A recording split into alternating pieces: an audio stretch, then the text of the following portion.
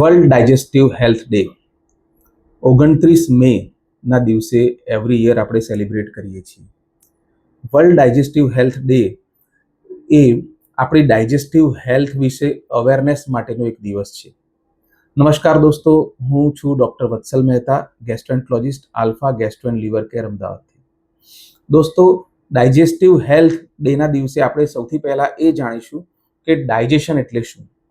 જ્યારે આપણે ખોરાક ખાઈએ છીએ તો એ એક કોમ્પ્લેક્સ સ્ટ્રક્ચર તરીકે હોય છે, જેમાં પ્રોટીન, કાર્બોહાઈડ્રેટ, સ્ટાર્ચ એનો સમાવેશ થાય છે.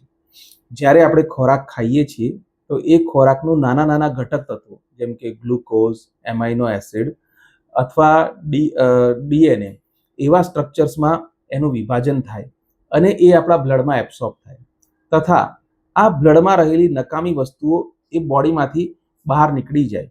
આ આખી પ્રક્રિયાને આપણે ડાયજેશન કહીએ છીએ. સારું ડાયજેશન અને સારી ડાયજેસ્ટિવ હેલ્થ જાળવવા માટે સૌથી ઇમ્પોર્ટન્ટ છે આપણી લાઈફસ્ટાઈલ, જેમાં આપણે સારો એન્ટીઓક્સિડન્ટ વાળો ખોરાક, જેમાં લીલા પાંદડાવાળા શાકભાજી, ફ્રૂટ્સ એનું સેવન આપણે વધારીએ.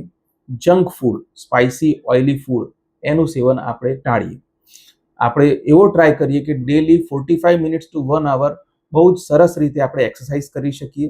સ્ટ્રેસથી દૂર રહીએ. સ્મોકિંગ, તમાકુ, આલ્કોહોલ કે બીજા કેફી પદાર્થોનું સેવન ના કરીએ.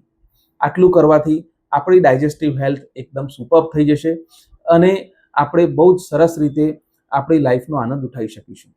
Thank you.